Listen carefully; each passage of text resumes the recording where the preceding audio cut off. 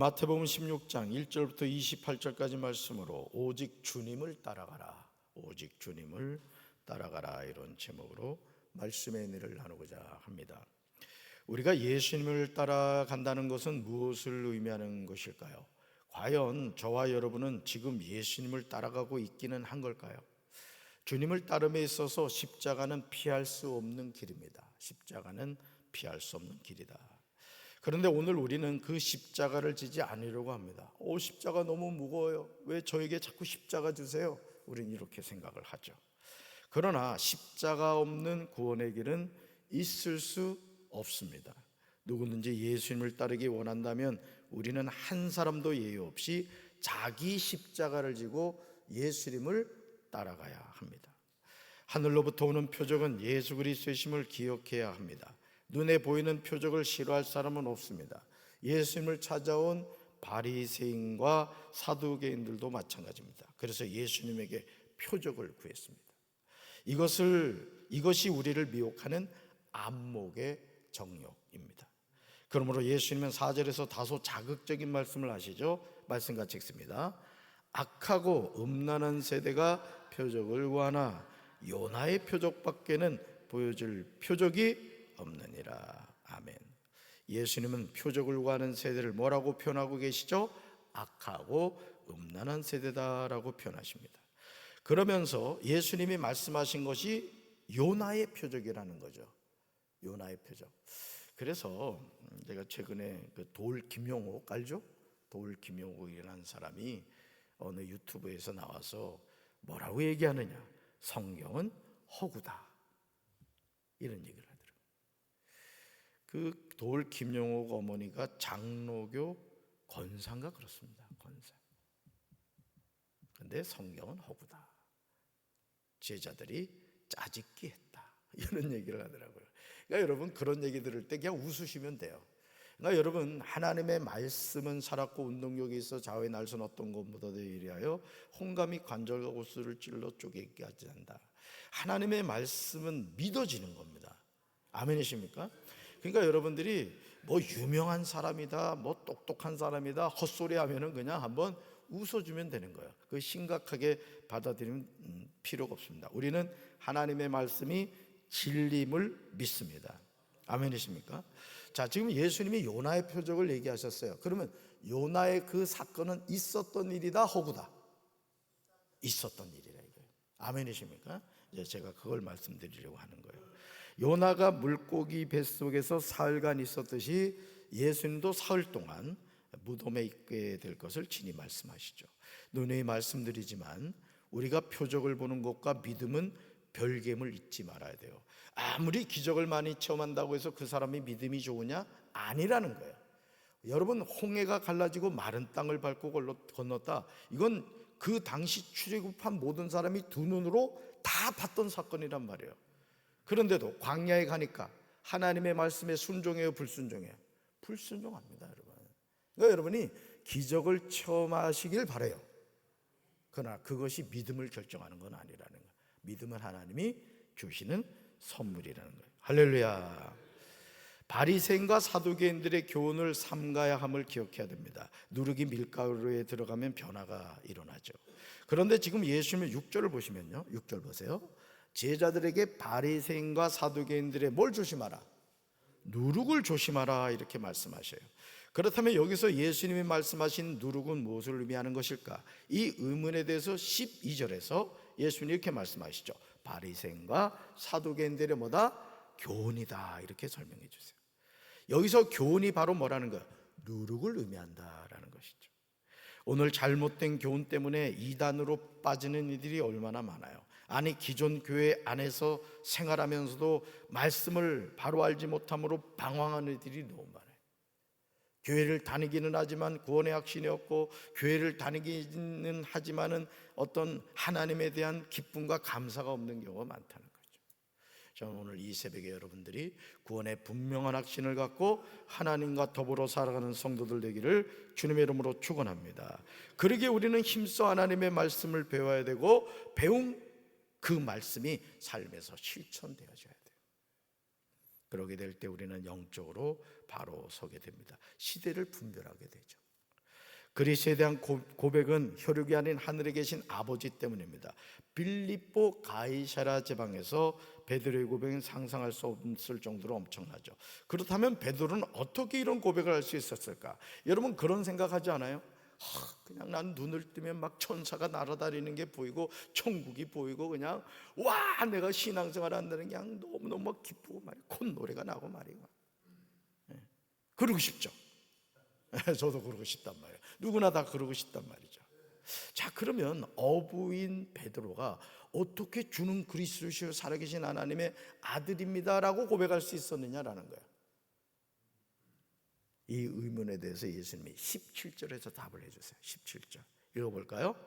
이를 내게 알게 하니는 혈육이 아니요 하늘에 계신 내 아버지시니라. 한 번 더요.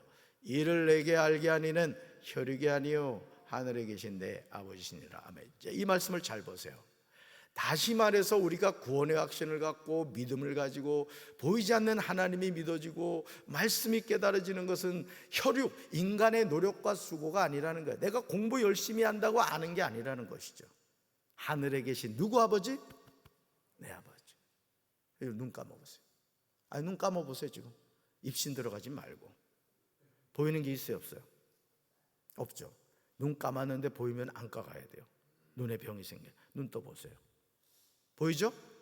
우리 눈을 누가 열어주셔야 된다? 하나님이 열어주셔야 된다.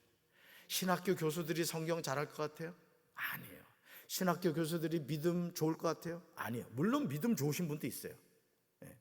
그 대구의 그 무슨 교회 동신교회인가 총신대 교수님인데 권성수 참 그분이 성령 설교라고 이래 두꺼운 책이 있어요. 제가 그 책 읽고 참 감동을 많이 받았는데 가슴이 뜨거우면서 교수인 경우도 있어요. 가끔.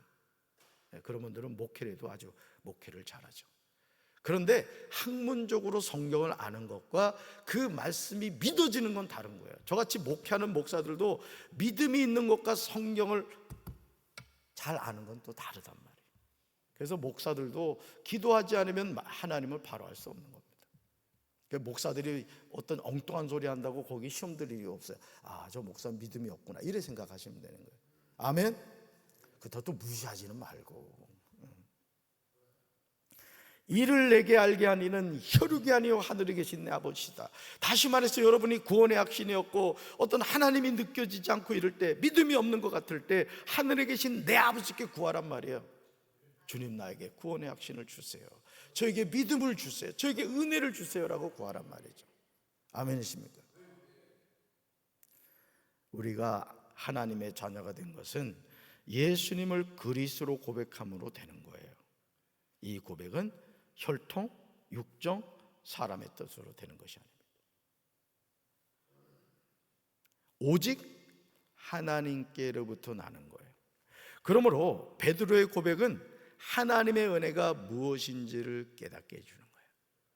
그러니까 어부였던 베드로가 주는 그리스도시요 살아계신 하나님의 아들이십니다. 이 놀라운 진리를 깨닫게 된 것은 하나님이 베드로의 눈을 열어주셨다는 거예요. 아멘이십니까? 이 눈이 열리게 되길 주님의 이름으로 축원합니다. 이 귀가 열리게 되길 주님의 이름으로 축원합니다. 그래서 신앙생활 하면서 교만하면 안 돼요. 늘 겸손해야 돼요. 주님, 저는 무지합니다. 주님, 저는 부족합니다. 깨닫게 해주세요. 도와주세요라고 기도해야 돼요. 지금 주님이 우리에게 물으십니다. 너는 나를 누구라 하느냐? 재진아, 너는 나를 누구라 하느냐? 이제 우리는 이 질문에 이렇게 대답해야 합니다. 대답해 볼까요? 주는 그리스도시요 살아계신 하나님의 아들이시니다. 아멘. 이 고백을 통하여 우리는 하나님의 자녀의 권세를 얻게 되는 거예요. 주님은 그리스도십니다. 주님은 하나님의 아들이십니다. 하나님은 자녀들에게 천국 열쇠를 주셨음을 잊지 말아야 합니다. 열쇠는 문을 여는 데 사용하죠. 그렇죠? 열쇠는 문을 여는 데 사용을 해요. 그렇다면 우리는 지금 무엇을 열어야 할까요? 오늘 주님은 천국 열쇠에 관하여 우리에게 말씀하고 계세요. 오늘 말씀 너무너무 중요한 거예요. 예수님은 마태복음 7장 21절에서 우리에게 이렇게 말씀하십니다. 읽어볼까요? 나더러 주여 주여 하는 자마다 다 천국에 들어갈 것이 아니요 다만 하늘에 계신 내 아버지의 뜻대로 행하는 자라야 들어가리라. 꼭 암송하셔야 될 말씀이에요. 한 번 더 읽어봅니다. 나더러 주여 주여 하는 자마다 다 천국에 들어갈 것이 아니요 다만 하늘에 계신 내 아버지의 뜻대로 행하는 자라야 들어가리라. 아멘. 그래서 저는 우리 성도들이 대표 기도를 너무 기름지게 하지 않으셨으면 좋겠어요. 막 미사여구를 넣어가지고 말이죠. 그렇게 할 필요 없어요. 여러분, 젖먹이 어린아이는 울면 되는 겁니다. 그래서 기도의 손가락이 이게 단순한 것 같아도 기도의 아주 중요한 틀이에요. 하나님 아버지 감사합니다.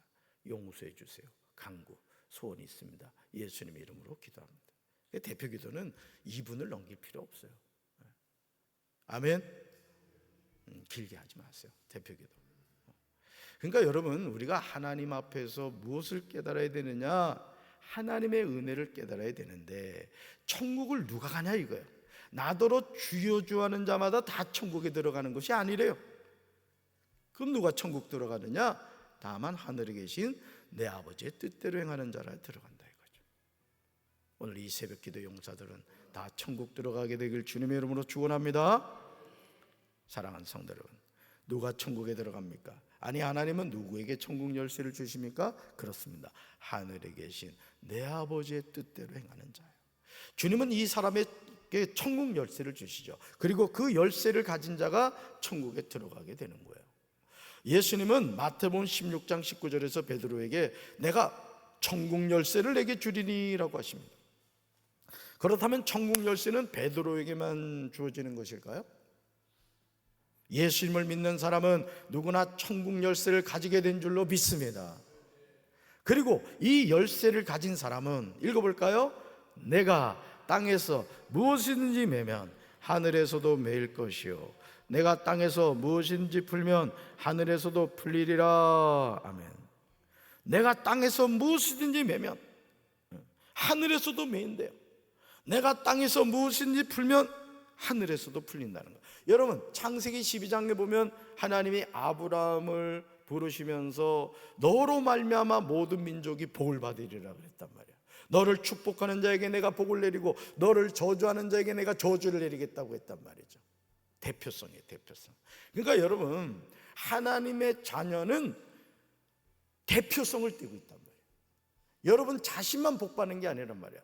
내가 예를 들어서 클래시움에 산다, 클래시움 백이동에 산다. 그러면 나로 말미암아 클래시움 백이동 사람들이 복을 받아야 된단 말이에요. 아멘이십니까? 예수 믿는 사람은 나 한 사람 잘 되는 게 목적이 아니에요.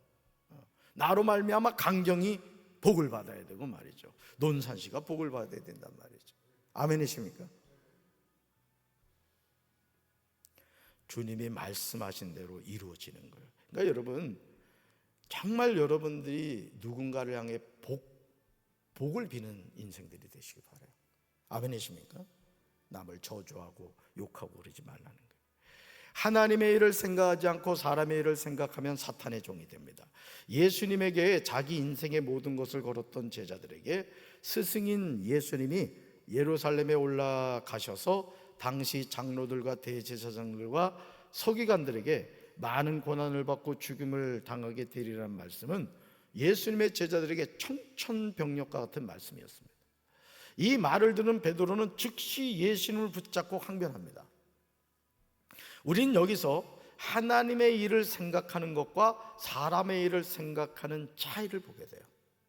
하나님의 일을 생각하는 것과 사람의 일을 생각하는 것의 차이. 예수님에 대한 멋진 고백으로 칭찬을 들었던 베드로는 안타깝게도 순식간에 사탄의 종이 되고 맙니다.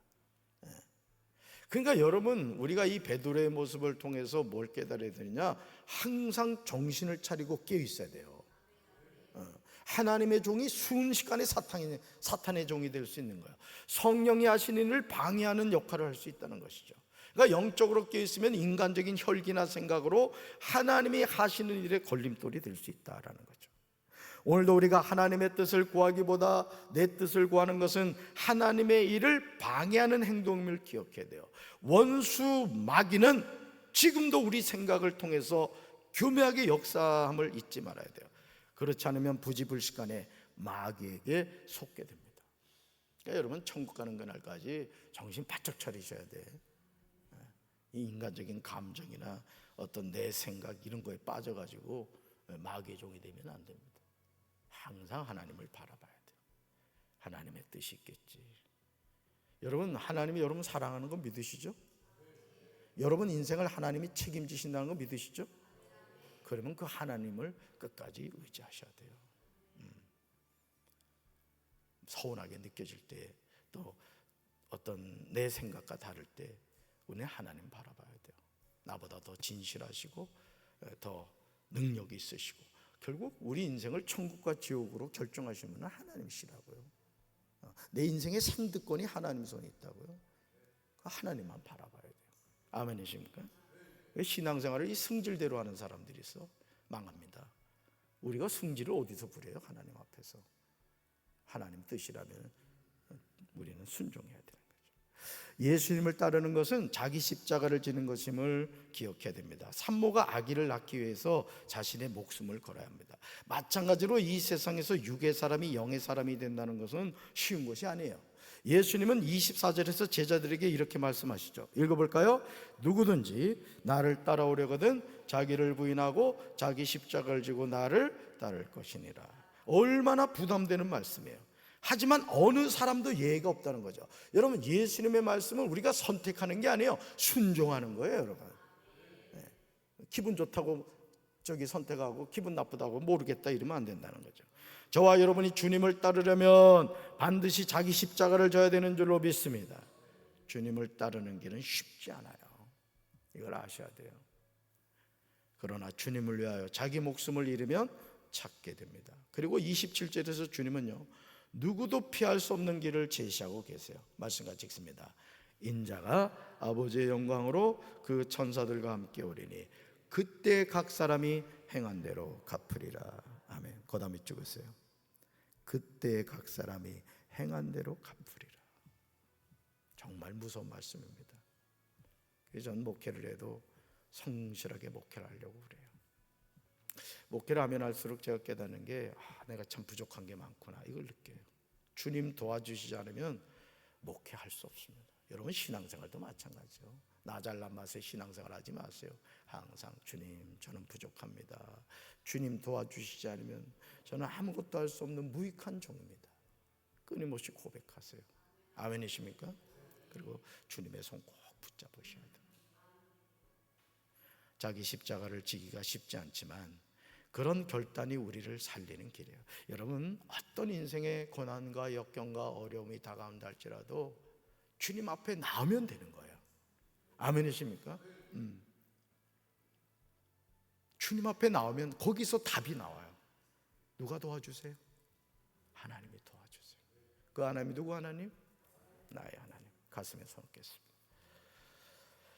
인자가 아버지의 영광으로 그 천사들과 함께 오리니 그때 각 사람이 행한 대로 갚으리라.